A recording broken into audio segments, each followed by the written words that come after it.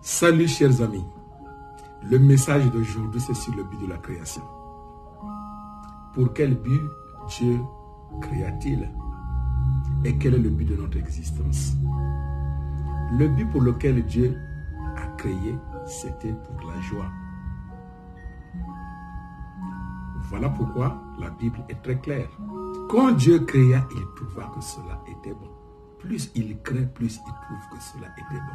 Mais la question est de savoir, qui doit donner de la joie à Dieu? Ce ne sont pas les animaux, ni les plantes, mais c'est l'homme.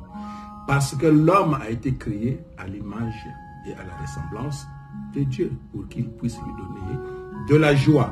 Mais entre-temps, Dieu a créé l'univers tout entier à l'image et à la ressemblance de l'homme. Pourquoi? Quand tu veux recevoir de la joie, tu veux recevoir de la joie ou du respect ou de l'amour de quelqu'un, tu dois être le premier à poser les conditions qui vont permettre à ce dernier ou à cette dernière de te donner la joie, l'amour ou le respect que tu veux. C'est ce que Dieu a fait. C'est ce que Dieu a fait.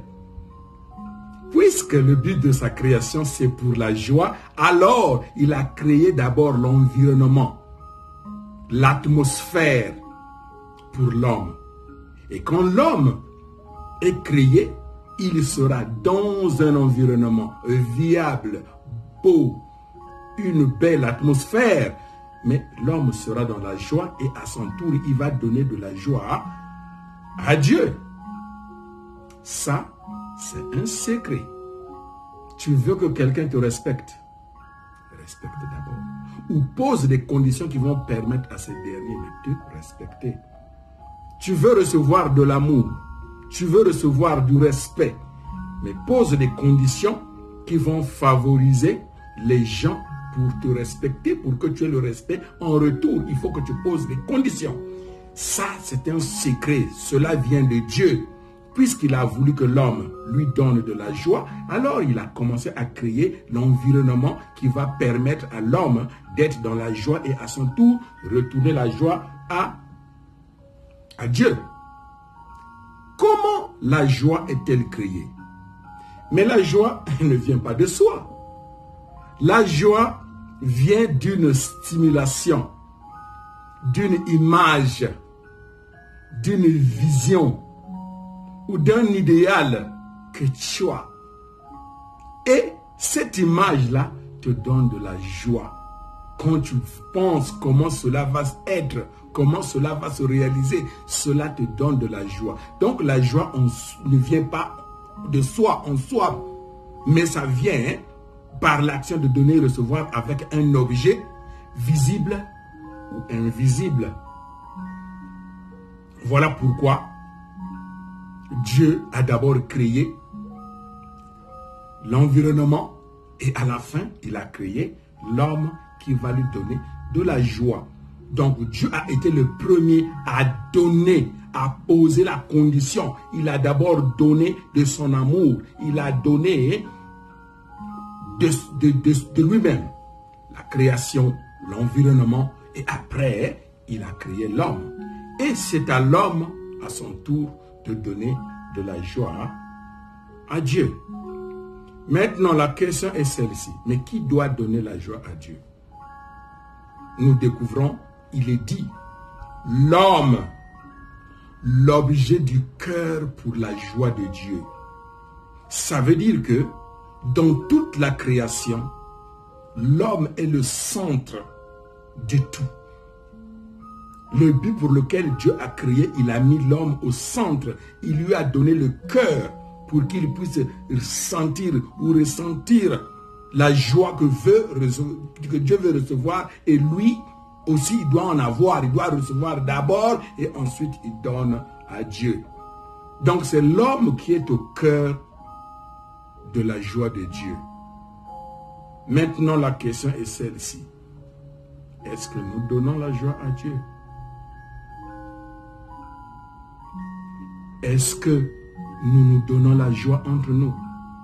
puisque le but de la création, c'est pour la joie. Ce n'est pas seulement la joie de Dieu, mais la joie de Dieu et l'homme et tout l'univers. Comment nous nous traitons entre nous? Est-ce que cela donne la joie à Dieu? Est-ce que cela donne la joie à mes frères et sœurs?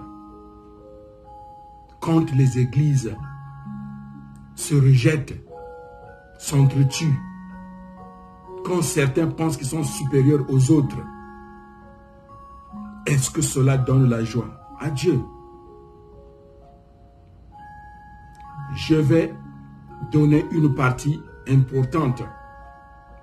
Les conditions que Dieu a posées qui pouvaient favoriser l'homme à être dans la joie, dans la gloire, dans l'allégresse et ensuite donner la joie à Dieu. Cela se trouve dans la Genèse 1, 28. Dieu a dit à l'homme, soyez féconds, remplissez la terre et dominez sur la terre. Ça, nous appelons ça les 3 grandes bénédictions que Dieu a données à l'homme. Mais les gens pensent que quand Dieu a dit cela, et cela devrait se réaliser automatiquement. Ça, c'était une fièvre. Ça, c'était un rêve. Ça, c'était un désir. Ça, c'était un souhait. C'était la prière de Dieu. Que l'homme soit fécond, que l'homme se multiplie, qu'il remplisse la terre et qu'il domine sur la création. On appelle ça les 3 grandes bénédictions. Cela, je vais le développer la prochaine fois. Qu'est-ce que cela veut dire? Soyez féconds, première bénédiction, et remplissez et multipliez la terre, deuxième bénédiction, et la troisième, c'est dominer sur la création. Nous allons entrer dans les détails. Ça, c'était la fièvre de Dieu. Ça, c'était le rêve de Dieu. Ça, c'était la prière de Dieu. Un souhait, c'était son désir. C'est ce qu'il a désiré. Nous allons l'expliquer et nous allons comparer avec notre vie d'aujourd'hui si cela match et que si cela réellement donne la joie à Dieu. En bon entendeur, salut.